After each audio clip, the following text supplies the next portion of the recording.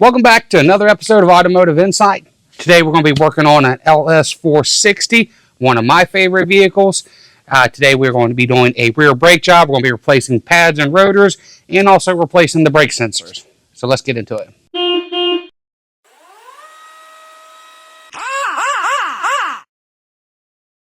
Alright, we got our wheel removed. So there is a brake pad wear sensor on each side. We are going to disconnect it from here and unclip it, and we're just going to let it hang down.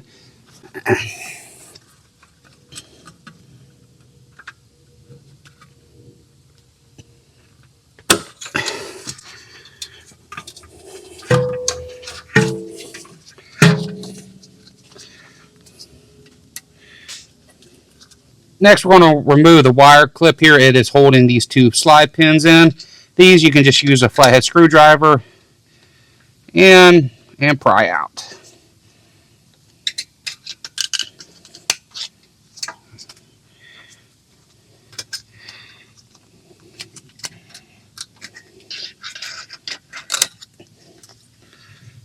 Okay, next I'm going to knock the two slide pins out. You can use a punch or a screwdriver, and you can just knock them out.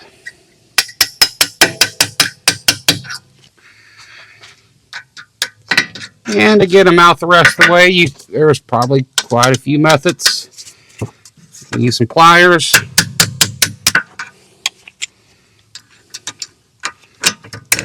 And that one came out just fine. Okay, there's a pad clip there. We'll set that aside. Now, before pulling the pads out, I like to take two flathead screwdrivers, or two pry bars. We'll go ahead and push our pistons back in.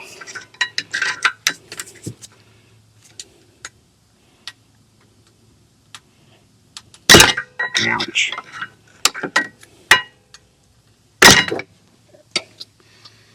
Okay.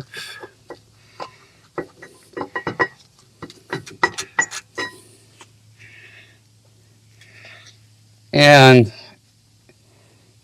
we'll take a look at our other sensor. This one was just about to break.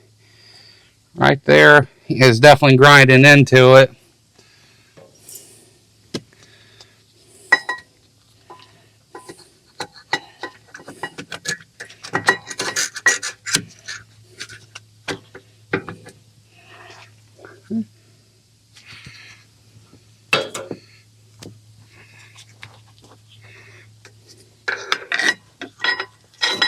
We'll go ahead and finish pushing the pistons the rest of the way. Okay, next we're going to remove the two caliper bolts. They are 17 millimeters.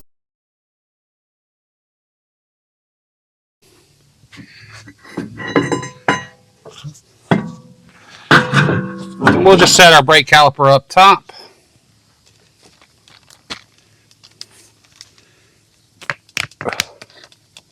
So you can probably knock this with a hammer or use an M8 by 1.25 bolt.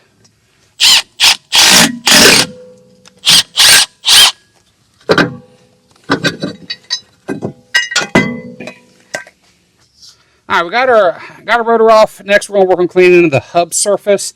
I want to use a brush and a Ziz wheel. Roll lock disc to clean this up. They do make specialty tools to go over the stud to get around here. We'll do the best with what we can with what we got, and it usually works just fine.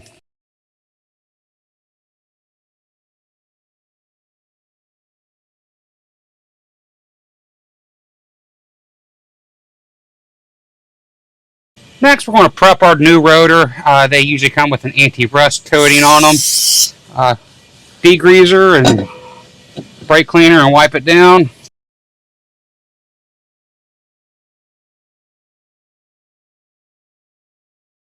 And the rotor has a parking brake adjustment hole, and that you need to line your rotor up with that.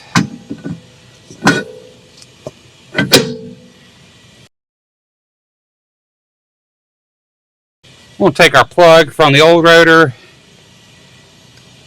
put in the new one. All right, next up we're going to prep the brake caliper. The internet seems to be divided on what degrees and not degrees, but I'll tell you what I do. and it usually works. So you can get by doing any number of combinations, but we're going to clean the brake pad surface here.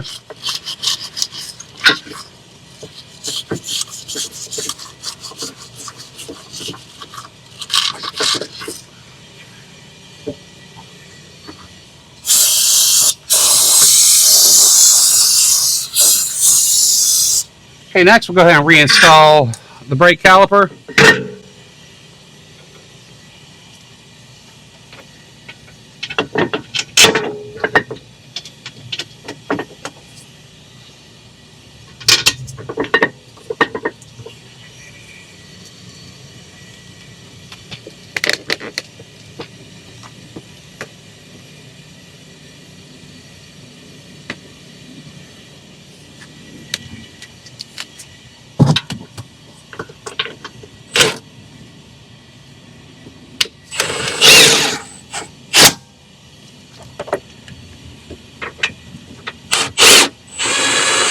All right, now we're going to prep our brake pads. The brake pads came with, I guess, a little silencing clip. It just helps keeps a little tension on the pad from pad shifting. And then we also have our new brake pad wear sensor. It didn't come with a new clip, so we just took it off the old one. The part that sticks out on the wear sensor faces the rotor. We'll go ahead and insert that in the pad, and then we'll put some grease on our contact surfaces.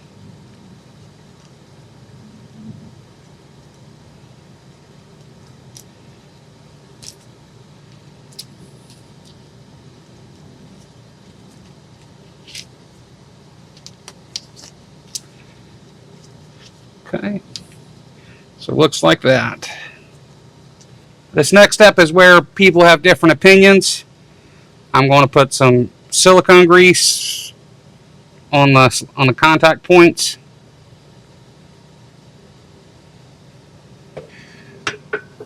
Okay, we did the same thing to our other pad.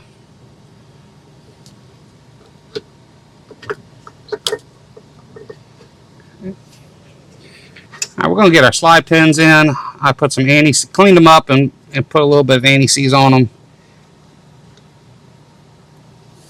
Just tends to help with the next brake job.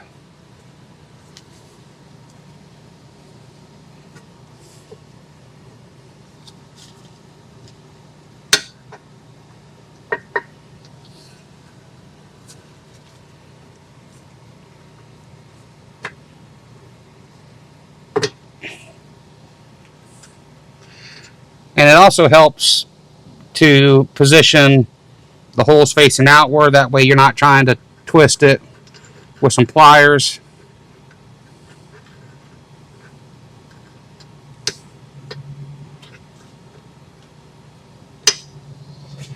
Next, we're going to install a retaining clip.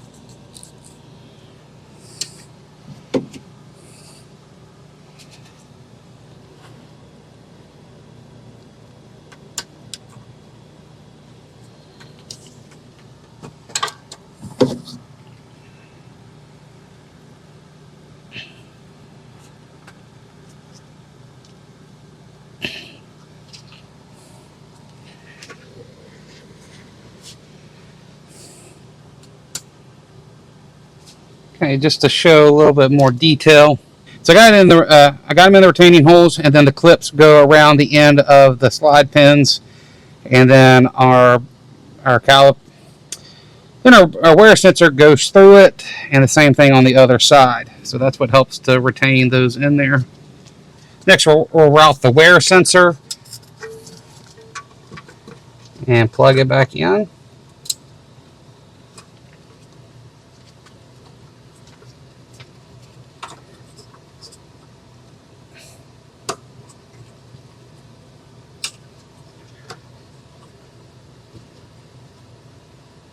Okay, and then we have one more clip, like anti-rattle clip.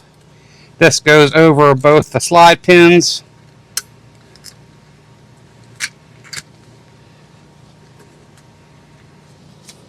Just like that.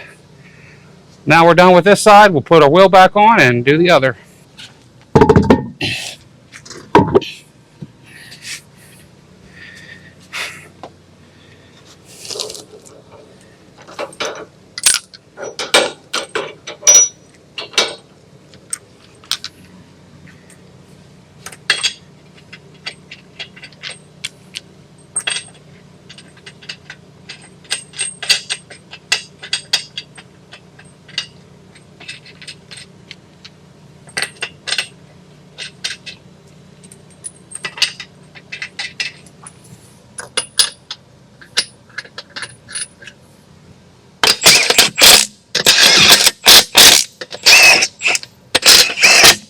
Alright, now we're going to do the other side. There's no need to narrate this because it is the exact same process.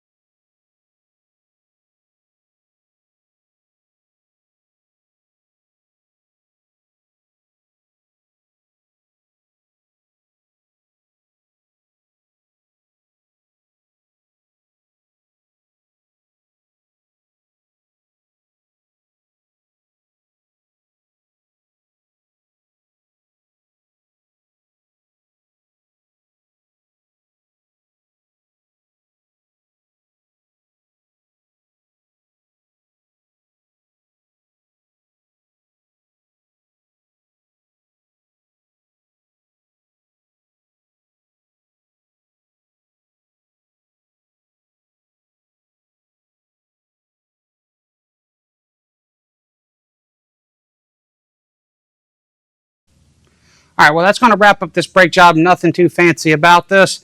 Parts breakdown, the rotors. These were Advix brand pads and rotors. The rotors cost about $70 a piece, and the rotors cost about $70 a piece, and then the pads themselves about $45 for the set. The sensors, the brake wear sensors are separately. Sometimes you can get brake pad sets that come with them, but this did not. And they range from about $25 to $60 a piece, depending on what brand you went with. Labor, this job can be done between 1 and 2 hours, depending on how you do it. Labor breakdown. But anyway, that's going to wrap this up. I may have all your answers. Hopefully I had some. That being said, see you on the next one.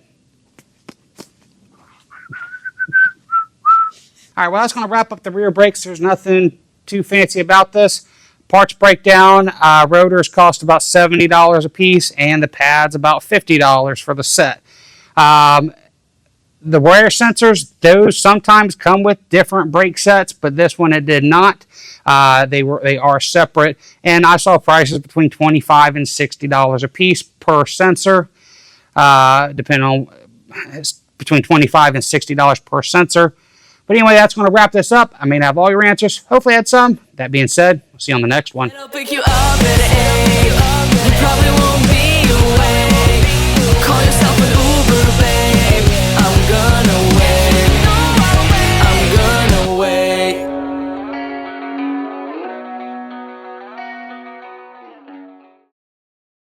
One thing I really like about this Lexus is the GPS controls. Take this, goats. Labor costs for about 1 hour to do this job. It's labor costs for about an hour and a half to do this job. It is labor costs for about an hour and a half.